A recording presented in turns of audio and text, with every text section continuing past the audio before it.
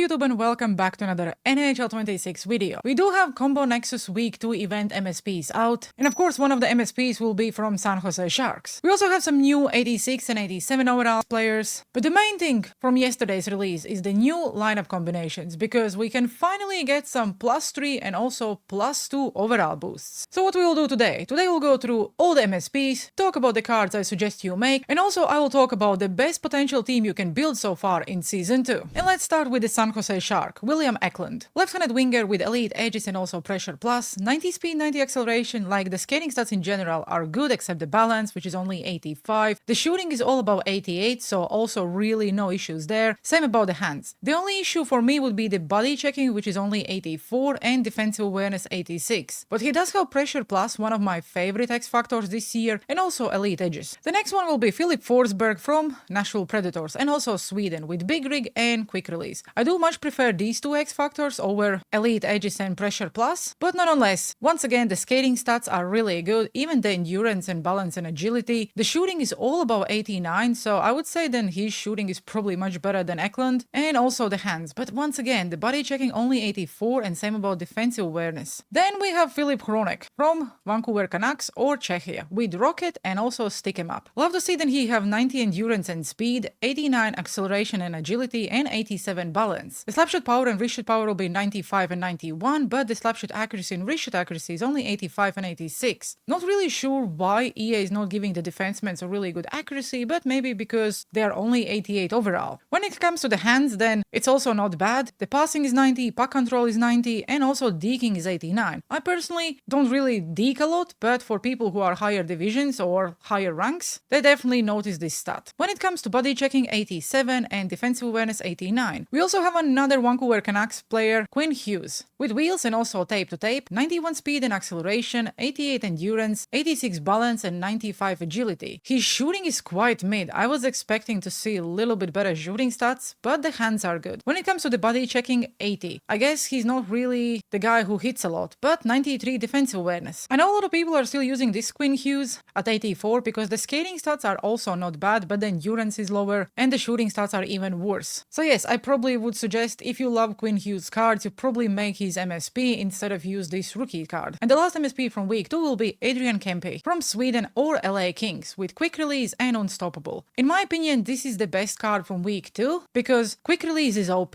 and unstoppable, even if it's all-star, it's still noticeable. 92 speed, 91 acceleration agility, 89 balance and 87 endurance. His shooting and hand stats are really good for his overall, also 87 body checking, 91 durability. Yes, defensive awareness is only 83, but I just have a feeling that this will be one of the best cards you probably will use at the beginning of Season 2. No changes on how we make the cards, because you have to trade in 3 85 to 86 Combo Next event players and 2 85 to 86 overall cards from any previous events or base cards. You can still trade in your 81 to 82s for 83 overall Combo Next event players, and then after exchange them for 85 overall Combo Next event players. Same as every event this year, if you earn the collectibles you can exchange them for a B&D player, which will be 87 overall, 86 if you want to make the MSPs for free. You can also get a tradable 84 overall player, and if you have no interest in making any of the MSPs, you can just exchange your collectibles for sets. 87 from yesterday's drop will be Dmitry Voronkov, who is always really great card, but he cannot skate, only 87 speed. I was hoping for at least 88, also acceleration 86, but he's one of the big guys, with spark plug and also big tipper. His shooting stats are actually decent, but the hands could be potentially better. I love to see that he have 89 body checking, 94 strength, and also 90 aggression. Philadelphia Flyers fans are probably happy because Trevor Zegers finally received a card, with ankle breaker and also beauty backhand, 87 speed and acceleration, 91 agility, and 86 balance and endurance. Shooting and hands really good. It does make sense why he's getting an ankle breaker considering all the goals he's scoring, or was scoring in the past.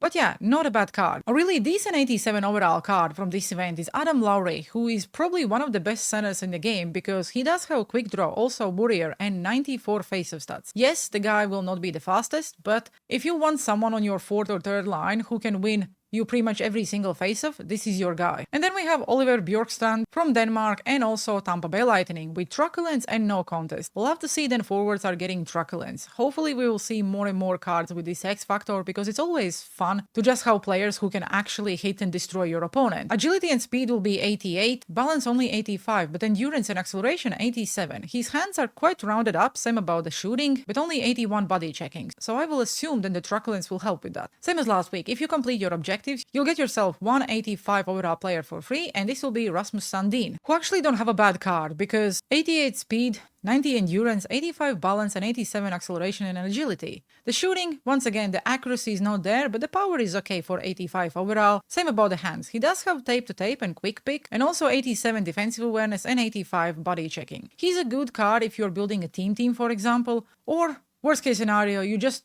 threw him in the set and make, let's say, Dylan Larkin or Adrian Kempe. We also have 5 new moments with Adrian Kempe where you get 1000 coins. Then after that you have to score 1 goal with Eklund and you get 2000 coins. Get 7 hits with Hronek and you get an 81 overall. Score 2 goals with Forsberg and another 81. And then the last one is get 3 points with Quinn Hughes and you get an 83 overall combo next player. And the last part of your weekly chores run will be the wild card, where once again it's 3-minute period and yes, one day they will bring their first goal win back, but it's not this week. Once you draft your team, you go and play online or offline. There's really barely any difference. Like the way I grind wildcard every single week is I just go and play against the superstar CPU, put my controller down while I'm doing other things, and then I just go to the next game. But nonetheless, once you complete it, you get plenty of collectibles to after exchange for 86 or 87 overall B&D cards. But now let's talk about the new lineup combinations for the overalls, salary boosts, and also ability points. So now let's see which in my opinion is the best team in Season 2 you can build after this event. And as you can see, I don't really have a captain assigned. It's not because I don't have the captain, but for whatever reason the website just don't allow me to do it, even if I drag it over. But this team will cost you 152 million, and as you can see, I have 154, so we definitely have a lot to play around with. So for the first line, I think that Mike Gardner, Heroes card, Dylan Larkin, and also Jay Gensel is one of the best lines you can potentially put together. Because firstly, Dylan Larkin is the best MSP from this event. Also, Mike Gardner is just one of my favorite cards, and also he's a buildable card. And then Jay Gensel. You could also put Nikita Kucherov beast mode card, but I just wanted to put something you can actually build just in case you just recently started to play the game. And this line will give you +2 overall boost, so there is a lot of speed for sure. When it comes to the defense, Zev Bujem and also Hronek would give you +3 overall boost. I know a lot of people didn't make this MSP, so another alternative for +3 would be Milestones Brent Burns and 83 overall Jake Bean from this event. His card is currently going for around 23k, and also Brent Burns' milestone card from Minnesota Wild was also not going for more than 100k. This card was buildable in the prior event, and this card is buildable now. But if you don't have this one, you can of course always go and pick someone else. When it comes to the second line and also the second defensive pair, I will go with Mike Misa, Adrian Kempe, and also William Eklund. I know we are using 2 left-handed wingers, but this line would give you +2 overall boost. Also, all cards are really fun. Maybe William Eklund would not be my favorite, but nonetheless, you can use Adrian Kempe and also Mike Misa, and these two definitely will be noticeable. For defense, I still think and stand that rookies Cale Makar and also Paul Coffey, even with +1 overall boost, is still the best defensive pair in the game. So yes, you probably could get higher overall boost, but these two cards just play different. Okay, now let's talk about the third line. I know 2 of the cards you will see you cannot currently get for free, but you will, because once we are getting every single Patrick Kane moment done, or even released by EA, you'll be able to get this card for free. Also, JT Comfort will be available in the choice pack once you're done with your milestone objectives, but because you have to do 55 daily objectives, it will take you at least a week or 2. And then Alex DeBrincat. The reason why I like this line is because not only then you get 12 AP, you also get 7 million because they all are from USA. When it comes to the third defensive pair, I went with 2 event players from Chicago Blackhawks. Not only then it gives me 10 AP, it also gives me 16 million in the salary cap. Alex Vlasic and also Louis Crevier. I think that's how you pronounce his name. If not, then I just apologize. Both of these cards are pretty much similar, quite big guys, with maybe not the best shooting stats, but for the third defensive pair they definitely will do. And now let's talk about the line. I think it's the best, but I know you can basically put whoever you want. You can put all 3 fantasy cards if you have, or you can just put whoever you want. For me personally, Blair Turnbull, Brian Jenner, and then any PWHL player from Montreal would give you +1 overall boost. I like these 3 players because not only then they offer me speed, Blair Turnbull have 95 faceoff stats. And because I really struggle winning the faceoffs, I just wanted to put this line and also get the additional 10 AP. When it comes to the goalkeepers, 21 million in the salary cap. That's how much you can get if you use Kevin Lankinen and also Jacob Dobbs. There are a lot of other alternatives. If let's say you're not using 2 defensemen from Chicago Blackhawks, you can use 2 goalkeepers from the same team and you also would get 16 million. You can move things around, but I just wanted to put the team, in my opinion, if I would have unlimited resources, I would like to use. I know there is also an option where you can use Wayne Gretzky, Leon Draisaitl Spotlight card, and then Macklin Celebrini XP, Pat Reward from Season 1, and that also would give you +2 in the overall boost. There are a lot of options. So far, I don't think we have a single +3 overall line, so the maximum you can get is +2. For defense, we already are starting to see +3, so I'm expecting to see +4 and +5 as we go. With that being said, let me know down in the comment sections below, who are you making from this event? Because for me, I probably will make Dylan Larkin and then Adrian Kempe. I would like to make at least 1 defenseman, but it will be really hard to decide, as I can make 2 for free. At the moment, those are my choices. Interested to see who do you think is the best player from this release? And as always guys, if you did enjoy today's video, please make sure you like and subscribe. Have a good one and see you on the ice.